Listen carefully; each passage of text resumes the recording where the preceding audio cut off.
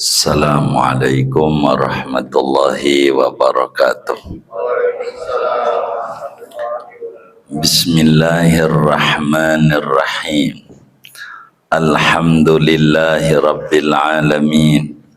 Wassalatu wassalamu ala asyrafil anbiya'i wal mursalin. Sayyidina wa maulana Muhammadin wa ala alihi wa sahbihi ajma'in. Qala al-imamul muallif rahimahullahu ta'ala wa nafa'ana bihi wa bi barakati ulumihi wa ghafara lahu wa limasyayikhihi wa limasyayikhina amin. Wa yajibu fil wudu'i izalatul awsakhi. Betul ya? Halaman 33. Dan wajib pada wudu oleh menghilangkan kotoran daki allati tamna'u sulal ma'i, yang dapat menghalang-halangi oleh kotoran akan sampainya air ilal a'dha'i, ke anggota-anggota wudu, illa in kana fi izalatiha syiddatu masyaqqatin, kecuali tidak wajib jika ada pada menghilangkan kotoran itu sangat kesulitan. Wa misluha al-awsakhul lati tahtal azfari, dan seperti kotoran itu adalah kotoran yang di bawah kuku. Wala yakfi mashul a'dha'il maghsulati, dan tidak memadai oleh mengusap anggota-anggota yang dibasuh. Balla budda min sayalanil ma'i alaiha, bahkan tak dapat tidak daripada mengalirkan air atas anggota yang dibasuh. Wa idza taraka lum'atan saghiratan min 'udwin walau sahwan lam yasihhal wudu'u hatta yaghsilaha wa yu'ida ghaslal a'dha'il lati ba'daha. Apabila meninggalkan oleh seseorang akan sekelumit yang kecil daripada anggota wudu, sekalipun ditinggalkannya yaitu lupa, maka tidak sah oleh wudu sehingga ia membasuh akan sekelumit itu dan mengulangi ia akan membasuh anggota-anggota yang sesudahnya. Wallahu a'lamu bis-shawabi. Bapak, Ibu, saudara-saudara sekalian yang mulia, sesudah kita menerangkan fardu-fardu wudu yang ada 6, malam hari ini kita akan menerangkan di antara syarat-syarat sah wudu. Sebetulnya syarat-syarat sah wudu banyak sekali. Di antaranya udah kelewat airnya kudu suci mensucikan, dan kita udah bedah tuh apa air suci mensucikan, apa air suci tidak mensucikan, apa air tidak suci tidak mensucikan. Sudah kelewat. Mana di antara syarat-syarat sah wudu yang harus diperhatikan oleh kita? Syarat sah wudu itu adalah tidak boleh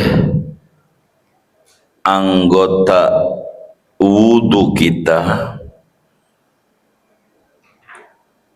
terhalang oleh benda-benda yang menyebabkan air kagak masuk, kagak ngena.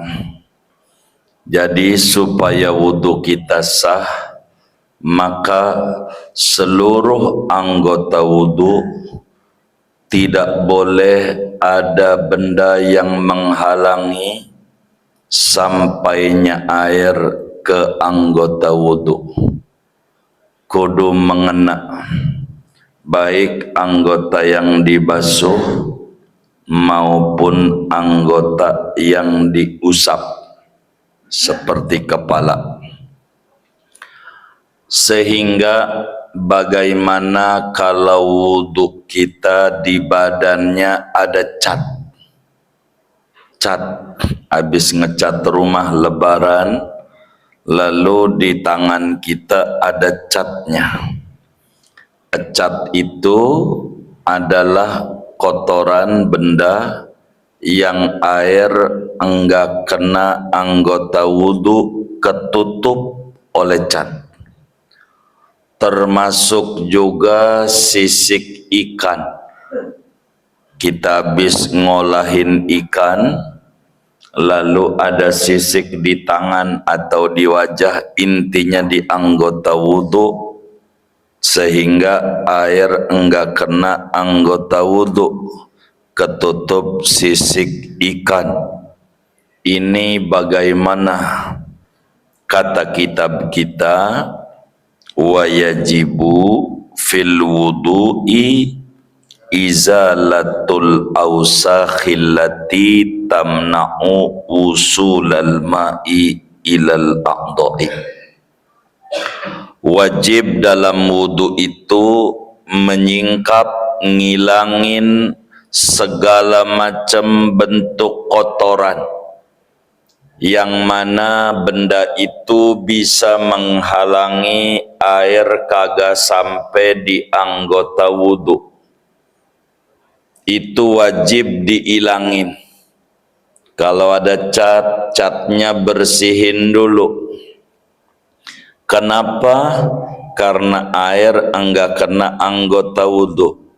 Kalau ada hansaplas yang dari plastik, maka air enggak kena anggota wudhu, ketutup plastik, maka wajib dibuang, wajib diilangin, mengakibatkan wudhunya tidak sah. Itu makna wa yajibu fil wudu'i, dalam perkara wudhu diwajibkan ngilangin benda apa saja yang bisa menghalangi air kagak sampai ke anggota. Semacam power glue dibuang, pakai cat, pakai thinner, begitu, apa aja dah teknisnya, yang penting dibuang kalau menghalangi. Termasuk juga di bibir namanya lipstick, itu terbuat dari lilin. Oleh karena lilin enggak nyerap air, maka dibersihin dulu si wadon tuh yang ada lipstiknya. Setelah wudhu mau sholat pakai lipstik, silahkan, enggak ada urusan dengan wudhu, udah beres. Tapi ketika wudhu, apa aja yang menghalangi sampainya air ke anggota wajib diilangin. Termasuk tai kuku, kotoran kuku, kukunya hitam, air enggak masuk di dalam ini, maka wudhunya enggak sah. Itu makna wa misluhal awsakhul lati tahtal azfar. Seperti itu kotoran yang di bawah kuku, maknanya tai kuku. Ini juga kudu diilangin. Kenapa? Karena air enggak masuk. Saudara punya kuku pengen dipanjangin, monggo aja. Yang penting bersih. Begitu. Agama enggak nyuruh saudara potong kuku, mau panjang, ya silakan aja. Kalau mau rada repot, begitu, enggak apa-apa. Yang penting wudhu. Kalaulah kotoran itu bentuknya semacam obat merah, betadin, itu tidak menghalangi sampainya air ke anggota. Itu namanya bekas. Yang kayak begitu enggak diilangin enggak apa-apa. Kayak pulpen di tangan. Ini itu atau pacar di tangan, pacar henna. Itu namanya asarul hina, bekas. Itu mah enggak apa-apa. Ente ada obat merahnya, tangannya merah, boleh, karena pori-porinya enggak ketutup. Ente pakai henna, boleh, karena enggak perlu dikerok henna. Cuman saya kurang paham kalau kutek tuh, apakah bentuknya henna apa cat? Itu sampean tuh teliti. Kalaulah umpama dia cat menghalangi, umpamanya enggak sah wudunya. Tapi kalau dia bekas doang kayak obat merah dan betadin, kayak pacar India, enggak apa-apa. Yang kayak begitu. Sebab syarat sah wudu, hendak boleh air itu pada seluruh anggota wudu, apanya aja ketutup, enggak kena air, akan bermasalah pada wudu kita. Seringkali orang dikubur itu disiksa bukan enggak sholat. Sholat mau rajin tapi kukunya hitam. Begitu. Padahal sholatnya luar biasa, sampai nangis-nangis, enggak diterima juga. Karena dia ada kotoran, wudunya enggak sah. Maka kita harus jaga ke kuku kita supaya rapi. Namun kata kitab kita, illa ingkana fi izalatiha syiddatu masyaqqatin, kecuali ada kelonggaran dari agama, bila mana kalau diilanginnya repot, nyusahin. Agama ini hadir tidak untuk menyusahkan, tapi memudahkan. Yuridullahu bikumul yusra, Allah menginginkan kemudahan, tidak kesulitan. Seperti petani habis dari sawah, zuhur istirahat, bersihin, nyebur lagi, ya masuk lagi. Atau barangkali bengkel begitu, jadi oli segala macam ini susah, udah dibersihin, ntar begitu lagi, ini susah, ini kuku bisa habis ini. Kata dia, ini namanya syiddatul masyaqqah. Sedangkan agama al-masyaqqah tajlibut taisir. Kesulitan itu dapat mendatangkan kemudahan. Yang tadinya bangkai itu haram, gara-gara nggak ada makanan, kalau nggak makan bangkai bakalan mati, maka diizinkan gara-gara kesulitan. Orang bepergian itu sulit dan capek, maka yang tadinya sholat itu 4 bisa jadi 2 dikosor dengan aturannya gara-gara kesulitan.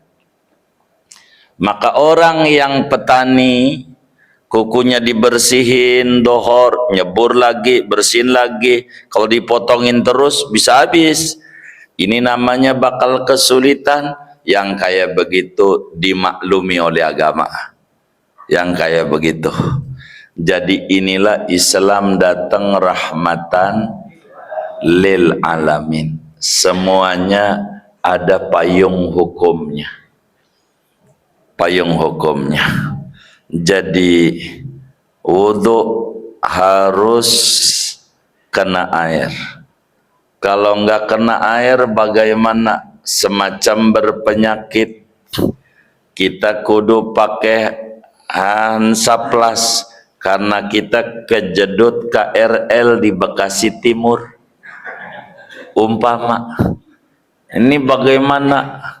Kita dipakai Handiplas, airnya enggak masuk umpamanya. Maka adalah ajaran namanya tayamum. Fungsi tayamum 3. 1, pengganti wudu bila nggak ada air. 2, pengganti mandi, mandi junub macamnya. 3 adalah pengganti anggota wudu atau anggota mandi yang tidak boleh kena air. Begitu. Kalaulah kita ininya ada Handiplas, maka yang nggak ada Handiplasnya dikenain air, atau habis operasi katarak gitu. Enggak boleh kena air. Ditutup matanya yang kiri karena 1. Enggak boleh kena air. Maka yang sehat wajib kena air. Sesudah ini enggak boleh tangan, tayamum dulu, nyari debu, dilapin dulu, bahasa kita orang dikeringin. Aku niat tayamum sebagai pengganti anggota wudu yang ada lukanya karena Allah Ta'ala. Maka kita tayamum pakai debu, tangan kanan, tangan kiri, rapi tayamum, balik lagi tangan dibasuh. Kan lukanya ada di wajah. Kenapa nggak boleh sampai kaki? Kemarin udah ngaji, wajib tartib. Tartib itu nggak boleh pindah ke anggota berikutnya sebelum benar-benar rapi anggota sebelumnya. Wajah belum rapi, rapiin dulu. Kudu tayamumin dulu. Sampai tayamum baru pindah ke tangan. Baru nanti sholat, baru sah. Rada repot wudunya kalau anggota wudu ada lukanya di dalam wudu. Repotnya karena wudu fardunya wajib tertib sesuai kajian kita pertemuan yang lalu. Jadi kalau dakinya udah sulit banget, kalau dikerok ini kena kulitnya bisa luka, ya sudahlah. Itu namanya syiddatu masyaqqah, kesulitan yang berat. Maka yang kayak begitu dimaafin oleh agama. Tapi kalau ketahuan ada catnya hari Minggu, kita ngecat rumah tahunya sekarang, pastikan sholat demi sholat, sholat demi sholat, ora sah. Gara-gara ada cat. Wah, sebab wudunya tidak sah. Sebab wudu kudu diantara syaratnya enggak ada penghalang sampainya air ke anggota wudu. Itu begitu. Ini hal yang harus diperhatikan oleh kita saat kita berwudu. Jangan kita nyalahin Allah. Kata kita, gua udah sholat, gua udah duha, gua udah tahajud, ngapa hidup gua begini? Ya, jangan nyalain Allah. Bener enggak kita wudunya, sholatnya? Begitu. Walaupun yang namanya wudu, sholat adalah kerjaan dewek-dewek, tapi pun juga tidak boleh sekarepe dewek. Kudu mengikuti tuntunan dan aturan yang diatur oleh agama. Kita diatur agama. Makanya kemarin pada waktu ngomongin tangan, bagaimana kalau jarinya lebih, ada 6, jari kirinya 6, enggak 5, selama masih nempel wajib dibasuh kena air, sebab masuk kategori tapi kalau udah buntung enggak wajib dicari-cari untuk dibasuh, karena sudah enggak disebut tangan lagi. Itu agama. Di dalam aturan-aturan bersuci ini supaya kita benar. Mana lagi syarat-syarat wudhu supaya wudhunya benar? Kita kudu paham ada anggota wudhu tuh caranya 2 dalam bab wudhu oleh agama. Ada anggota yang dibasuh, ada anggota yang diusap. Yang dibasuh wajah, tangan, kaki, ini dibasuh. Yang diusap kepala, kuping diusap, meski kuping cuman sunat diusap. Kita kudu mengerti perbedaan antara membasuh dan mengusap. Begitu. Yang namanya membasuh adalah airnya kudu ngalir, itu namanya membasuh. Kalau airnya enggak ngalir, namanya bukan basuh. Contoh, nih, kolam. Anggap ini kolam. Tangan kita begini di kolam tuh. Ini kolam, anggap tuh. Kita giniin, masih basah. Kita giniin, namanya mengusap, tuh tahu. Bukan membasuh. Maka kita kudu bisa membedakan mana anggota yang dibasuh, mana anggota yang diusap. Dalam artian, bila mana anggota wudhu itu kategorinya anggota yang dibasuh, maka wajib hukumnya airnya kudu ngalir pada anggota yang dibasuh. Itu aturan. Wajib airnya ngalir. Ini sedikit banyak orang ngegampangin. Mungkin di kampung kita jarang, tapi ada 1-2 di Mekah. Ketika dia adalah umroh atau haji, dia batal wudhu pakai semprotan yang buat itu tuh ayam, apa itu yang gini-gini nih, apa namanya, spray. Iya baik, spray buat ngademin doang tuh. Lah ini namanya bukan membasuh. Begitu. Ya kalau masalah semprot air ngalir bagus. Kan busa doang tuh, uap doang tuh, sekedar biar basah doang. Itu namanya bukan membasuh. Begitu. Jadi saya wudhu pakai ini boleh dilihat basuh apa kagak, begitu. Sebab ada anggota yang dibasuh, ada anggota yang diusap. Kata kitab kita nih, wala yakfi mashul a'dha'il maghsulati balla buddha min sayalanil ma'i 'alaiha. Tuh. Kagak cukup tuh kagak jadi. Anggota yang kudunya dibasuh caranya pakai diusap. Kagak jadi, wudunya kagas. Tapi kudu airnya ngalir. Sebab perintah Al-Qur'annya fagsilu wujuhakum.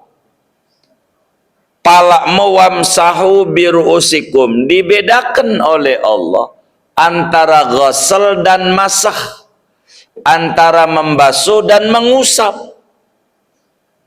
Bila anggota itu disuruh oleh agama dibasuh, maka wajib hukumnya dibasuh. Kalau diusap enggak jadi, tangan gini doang. Umpama wudunya enggak jadi, karena ini mengusap, perintahnya membasuh. Ini syarat-syarat sah wudu. Begitu. Kecuali nyilem. Kalau sampean nyilem di kolam renang, kali pesanggerahan, niatnya wudu di dalam air, nyilem. Aku niat berwudu karena menghilangkan, niat di hati. Ente kagak diapa-apain jadi, emang juga semuanya terbasuh muanya, yang diusap aja masuk. Timbul pertanyaan, bagaimana bila pala ini dibasuh, perintahnya diusap, digituin doang, tapi kita basuh. Ada tuh yang di keran kalau wudhu begini-begini nih. Kayaknya ngaji juga orangnya ini. Tuh namanya dia membasuh. Ini bagaimana? Boleh. Kenapa boleh? Lagi ngusap jadi, apalagi dibasuh. Karena membasuh udah pasti ngusap. Kalau ngusap belum tentu basuh. Bener nggak? Tuh begitu, ngusap. Begitu. Belum tentu basuh. Kayak sampean pakai kiss spray. Biar ada wangi. Licin. Kata iklannya. Begitu. Itu namanya uap doang. Begitu, uap. Nggak bisa.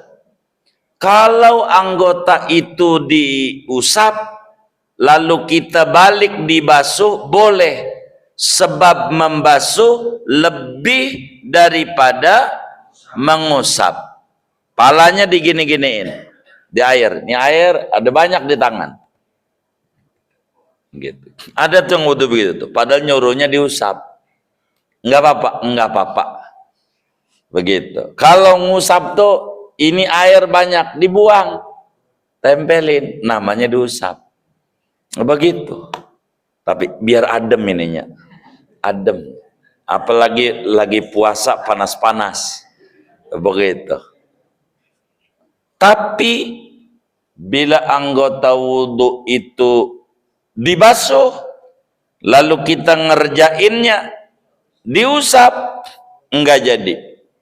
Sebab ada titik perbedaan antara membasuh dan mengusap. Begitu. Kayak bedanya makan dan minum di warteg. Kalau datang ke warteg jam 9 Bu minum, kira-kira dikasih makan enggak? Hah? Enggak. Sampai malam enggak? Tapi kalau sampean datang jam 9 Bu makan, kasih minum enggak? Kalau makan kasih minum. Kalau minum belum tentu makan. Kalau ngusap belum tentu basuh. Kalau basuh udah pasti ngusap. Sehingga anggota wudhu yang mesti dibasuh kagak jadi kalau teknisnya diusap. Berbeda hukum bila mana anggota wudhu yang diusap lalu dikerjakannya dengan cara dibasuh, itu mah boleh. Kemudian paparan tartib terakhir Materi kita ngomongin uraian tartib. Ingat yang namanya tartib bahasa mudahnya runut. Tapi bukan itu. Yang dimaksud agama tidak boleh pindah ke anggota berikutnya sebelum benar-benar beres anggota sebelumnya. Itu namanya tertib. Tertib. Sehingga bagaimana kalau ada di Ulu Jami orang kaya raya? Moga sampean kaya raya. Duitnya banyak. Bisa haji, bisa umroh, bisa ngurban. Amin ya rabbal alamin. Jangan belinya areng amat tusukan. Begitu. Karena ada kalau Idul Adha belinya areng amat tusukan. Jadi karena kayanya banget maka disebut kaya raya. Ampe wudu aja ada anak buahnya. Yang ngapain? Yang ngapain? Yang wudu ini ya. Saking apanya tuh? Kaya raya. Begitu. Dia punya karyawan 4. Ada si A untuk ngusap wajah. Ada si B untuk ngusap, untuk basuh wajah. Ada si B untuk basuh tangan. Ada si C untuk ngusap pala. Ada si D untuk basuh kaki. 4 orang. Saking kayanya. Bukan untuk nyuci piring gelas doang, wudu ada karyawannya. Saking apanya tuh? Kayaknya. Ini bagaimana kalau sampean jadi majikan? Prit. Pakai riprih. Pakai peluit. Maka mulai barang yang 4. Pastikan tidak sah. Kecuali wajah doang yang sah. Tangan enggak sah, pala enggak sah, kaki enggak sah. Kenapa? Kenapa enggak sah? Kenapa? Enggak tertib. Pakai prit begitu, enggak sah. Yang sah wajah doang, sebab enggak ada tertib pada dia. Kecuali atu-atu. Udin, baik, bos. Basuh aja. Basuh aja. Iya. Mamat, udah Udin beres. Minggir, ini duitnya. 200.000. Mamat, baik. Tangan. Gua 300, 150 kanan, 150 kiri. Habis Mamat siapa? Holil. Baik. Pala. Holil pala. Karena ringan 50.000. Begitu. Habis Holil siapa? Amin. Baik. Amin. Kaki. Kalau begini sah. Sebetulnya yang ngerjain 1 orang juga jadi. Bener nggak? Enggak perlu 4. Begitu. Maka kalau 4 sekaligus enggak sah. Kenapa? Karena enggak ada tartib. Tapi kalau sampean nyilem di kolam renang, blus di dalam air niat wudu, maka wudunya sah. Sebab tartib itu ungkapan. Jadi dengan sendirinya jadi. Begitu kalau sampean mandi blus jadi kayak begitu di kolam, tentu kayak orang dulu kolamnya gede, begitu kayak kolam renang orang dulu di masjid-masjidnya itu jadi. Lalu berbicara tertib, bagaimana kalau ada cat? Ini yang materi tadi sebetulnya.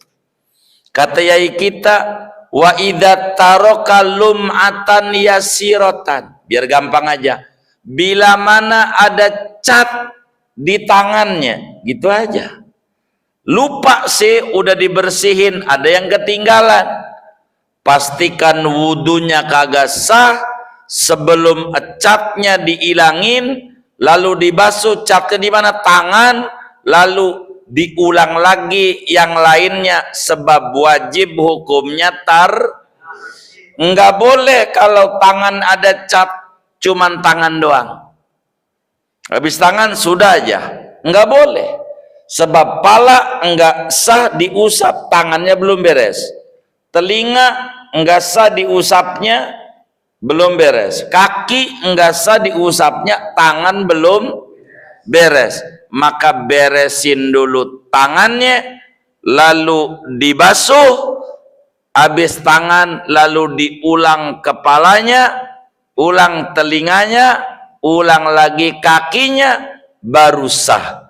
Itu makna kitab kita, wa idza taraka lum'atan yasiratan saghiratan min udwin walau sahwan lam yasihhal wudu'u hatta yaghsilaha wa yu'ida ghuslal a'dha'illati ba'daha. Bila mana ada sekelumit yang kecil, kata orang Betawi semetet. Tuh, bahasa Betawi. Apa semetet? Kecilnya, kecil banget. Itu nama bahasa Arabnya lum'atan soghiratan. Sedikit doang ada cat. Ini bagaimana? Sehingga anggota wudhu enggak kebasuh, enggak kena air. Maka pastikan wudhunya enggak sah. Kalau pengen sah, buang dulu catnya, dibasuh lagi itu tangannya dengan jarak yang enggak lama, lalu diterusin yang tadi diulang. Kayak begitu tata cara aturan. Ini namanya tartib. Beda sama mandi. Nanti di depan ngomongin wajib mandi. Kalau mandi enggak ada tartib. Kalau ada cat, terserah, mau pala dulu tinggal cap dong bersihin, jadi aja. Karena apa? Karena dia nggak ada tertib. Tayamumnya terserah, tayamum dulu baru mandi, mandi dulu baru tayamum, terserah. Kenapa? Karena dalam mandi tidak ada tertib. Salat ada tertib. Bila sampean sujud ragu, tadi gua baca Fatihah apa kagak? Baca Fatihah apa kagak? Tuh, ini sama hukumnya. Karena ragu baca Fatihah apa kagak, baca Fatihah apa belum, maka hukum yang harus diambil belum. Karena belum, Anda wajib diri lagi untuk baca Fatihah. Habis baca Fatihah langsung sujud, kagak boleh. Karena sholat wajib tertib. Maka baca surat dulu lagi, lalu ruku, lalu sami Allah, lalu sujud, sampai yang tadi sujud pertama, baik di sujud pertama. Ini kenapa wajib diulang? Sebab tata aturan tertib kayak begitu. Kalau aturan tertib pas lagi sujud begitu wajib. Karena apa? Ini rukun, lain sunat. Sunat enggak boleh. Kita lagi sujud, kayaknya tadi belum baca surat, bukan Fatihah maksudnya, surat sesudah Fatihah, enggak usah balik lagi, liau habis. Kunut bagaimana? Kalau udah turun sujud nggak usah balik lagi, batal. Kalau udah sujud, kalau baru Allah belum sujud, baru dengkul doang naruh, jidat belum nempel, balik lagi masih boleh. Tata aturannya. Kenapa bisa begitu? Ini tata aturan tertib. Tata aturan tertib itu begitu. Jadi tertib itu kayak begitu. Diatur. Tertib. Ini penting. Diatur. Tertib. Ini yang benar. Yang benar. Tertib. Jadi negara kalau pengen rapi, tertib. Ntar pilihan presidennya rapin dulu pilihan DPR. Sampai kelar. Belum ada calon. Udah rapi DPR baru pilpres. Baru enak. Kalau belum apa-apa udah bareng, ada polarisasi.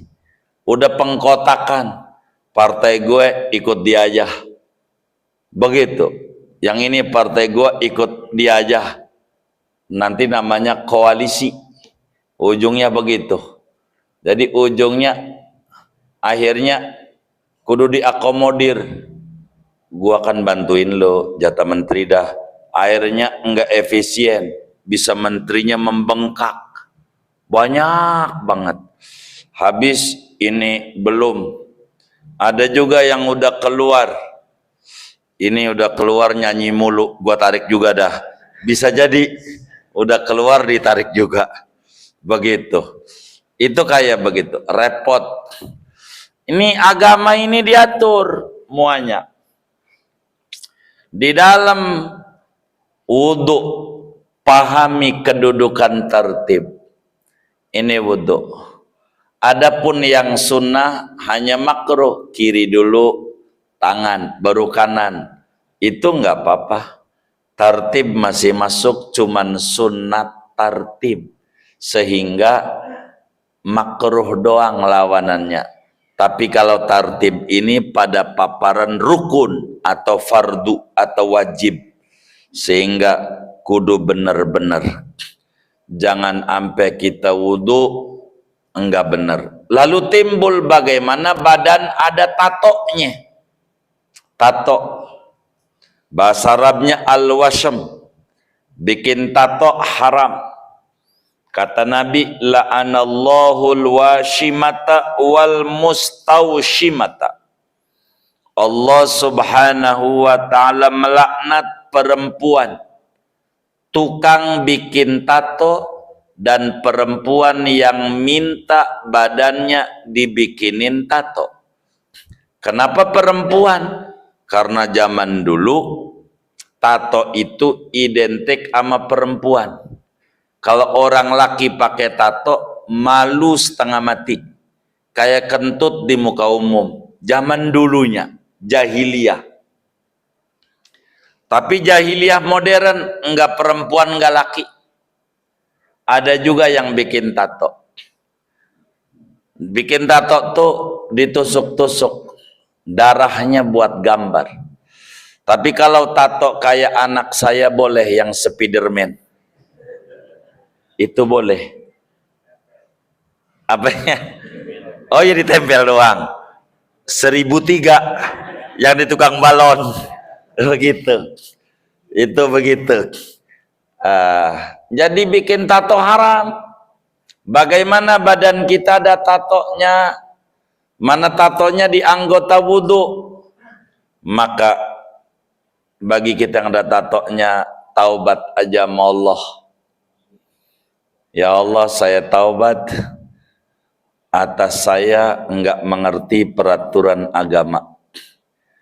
Ya Rabb, ampuni dosa saya nyesel dan saya janji enggak bikin lagi. Dengan begitu dosanya habis kayak baru lahir. Dosa tatonya. Maka wudhu aja. Enggak apa-apa. Begitu tatonya. Diilangin. Kalau diilanginnya enggak nyakitin badan silahkan. Tapi kalau bakal merusak dan belum tentu sembuh, haram. Udah biarin aja. Kalau ada tatonya, gambarnya. Begitu. baiknya nggak usah dicoret-coret badannya, udah bagus begitu. Tapi saya ngefan banget sama Gonzales, sama Ronaldo. Ya nggak usah pakai gitu-gitu, begitu. Kan ada juga pemain bola nih di sini ya, begitu, begitu. Silahkan aja. Tapi main pakai tato mojang, janganlah, haram. Kalau udah kadongan, ya sudah. Cuman kalau udah kadongan tato tuh adanya bukan di anggota wudhu, kebuka, kudu sabar, kudu sabar. Kesan orang jelek, dianggap preman, ya kita kudu sabar. Jangan marah, resiko. Tapi gue udah tobat, bagus, dosa kita diambil nama dia. Kita bagus, sholat aja, enggak apa-apa ada tatoan. Yang penting udah tahu taubat. Sebab kalau disetrika, luka enggak sembuh juga. Sebab saya punya teman ada tatonya di sininya tengkorak, lalu dia setrika enggak pakai nanya, jadi benanah, udah sembuh singkatnya gitu. Dia, kita nggak tahu kenapa dia nggak ketemu-temu, ternyata dia bisa setrika, ujungnya pas sembuh gambarnya nongol lagi. Kata kita juga nanya dulu, jangan main setrika aja, jadi main-main duit jadinya, jadi repot. Untung sehat lagi, kalau kagak repot kamu nggak usah begitu. Tapi kalau bisa dihilangin tanpa luka di badan, ya itu wajib dihilangin. Kalau enggak luka, begitu. Tapi saya belum tahu, mungkin ada begitu yang bisa hilangin tanpa luka. Saya enggak paham pada bagian itu. Begitu. Ini anggota wudhu harus kita jaga. Jadi kita sudah ngaji definisi wudhu, kita udah ngaji hukum-hukum wudhu, kita sudah ngaji fardu wudhu, dan kita ngaji malam hari ini syarat-syarat wudhu sebagiannya, dan nanti kita akan lanjutkan sunnah wudhu yang jumlahnya amat sangat banyak. Tapi kalau saya sampaikan pada uraian anggota-anggota wudhu, selalu saya sampaikan sunnah-sunnahnya. Karena sunnah wudhu ini jumlahnya ada 70 sunnah. Kalau diurai malam hari ini takut sampai jam 12. Jadi waktu yang ada buat tanya jawab aja. Silahkan kalau ada yang ditanya dari materi ini atau di luarnya sebelum doa, sehingga kita ngomongin sunnah wudhu pertemuan mendatang saja kita bedahnya. Segini aja. Wallahualam. Baik Ustaz Agus. Sudah. Baik. Kalau sudah, kita baca Fatihah. Yang pertama kita doain saudara-saudara kita yang haji tahun ini, yang ngurban tahun ini, moga hajinya diterima oleh Allah, kurbannya diterima oleh Allah. Al-Fatihah.